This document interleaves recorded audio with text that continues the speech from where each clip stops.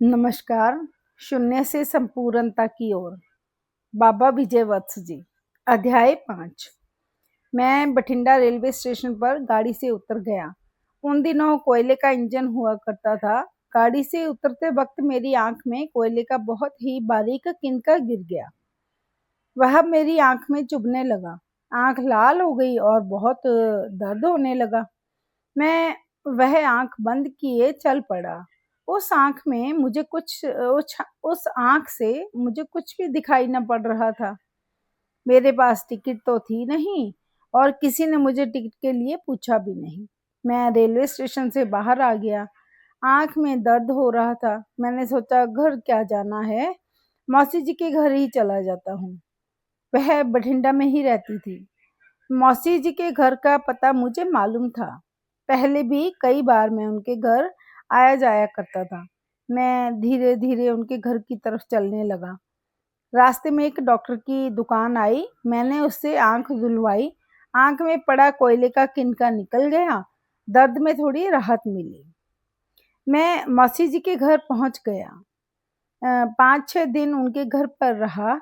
वहाँ thermal plant बन रहा था और मेरे मौसा जी ने वहाँ पर कैंटीन की ठेकेदारी ले रखी थी। बस उन्हीं के साथ मैं भी सुबह कैंटीन पर चला जाता और शाम को उन्हीं के साथ वापस घर आ जाता। मैंने मौसी जी को हरिद्वार जाने और वापसी आने के बारे में कुछ भी नहीं बताया। मेरे घर छोड़ने के बाद ही मेरा भाई मुझे ढूंढने के लिए मौसी जी के घर बठिंडा आया था। उसने मौसी जी को बताया कि माँ बहुत परेशान है। मैं बिना बताए कहीं चला गया हूँ घर छोड़कर। इधर मौसी जी ने देखा कि बच्चे का मन लगा हुआ है। उन्होंने भी मुझे कुछ नहीं बताया। माँ तो 7 दिन तक रोती ही रही। व्याकुल विरह वेदना में पागलों की तरह बोलती, मेरा बच्चा भोला है, न जाने कौन उठा कर ले गया है उसे। रात को तो खान पान की भी उसको तो खान पान की भी सुध ना रही।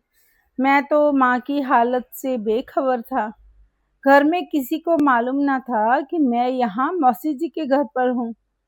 जब मेरा भाई मुझे ढूंढते हुए मौसी जी के घर आया था, मैं तो तब हरिद्वार रेलवे स्टेशन पर बैठा हुआ था।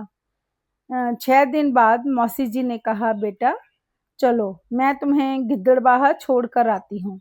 तुम्हारी माँ बहुत परेशान है। मैं उनके साथ गिद्दड़बाहा अपने घर आ गया। माँ को कुछ चैन आया, शांति मिली। मैं नहाया धोया, खाना खाया, थका हुआ था तो मैं सो गया। मेरा जीवन बदल चुका था। यह घटना मेरी जिंदगी का दूसरा चमत्कार था। पहली ट्रेन घटना और दूसरी हनुमान जी का ट्रेन में मिलना।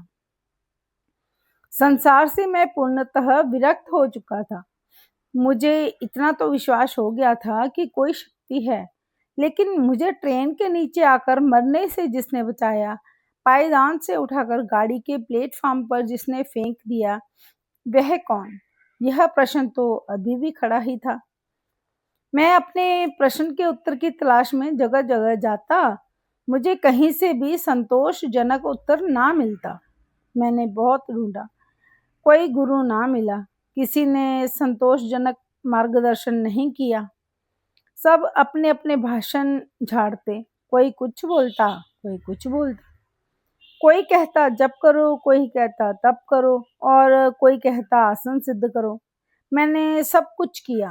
राम राम भी किया, राधे राधे भी किया, महामृत्युंजय का जप भी किया, यंत्र मंत्र तंत्र जो भी किसी ने बताया सब किया।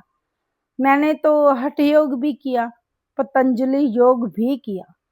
मैं अकेला बाबा धर्मदास की समाधि पर चला जाता, घंटों वहां बैठा रहता। वहां कोई और तो जाता ही नहीं था। मुझे वहां अकेले बैठना अच्छा लगता।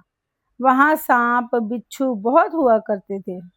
मैं सुबह ही वहां जाकर बैठ जाता, दोपहर को वहां से लौटता। मेरा नहाना धोना सब बाहर ही होता। रात को फिर जाकर मैं बाबा धर्मदास की समाधि पर बैठ जाता। फिर मेरा मंदिर जाना शुरू हो गया। मेरा मन भगवान शंकर की भक्ति में रमना शुरू हो गया। मैं शिव मंदिर जाता, शंकर जी के आगे बैठकर खूब रोता, खूब चिल्लाता, उनकी स्तुति गाता, नमामि शमीशान निर्वाणम रूपम। ऐसे गौशाला मंदिर जाना, घंटों घंटों वहां बैठकर भजन गाना मेरा रोज का काम हो गया। धन्यवाद।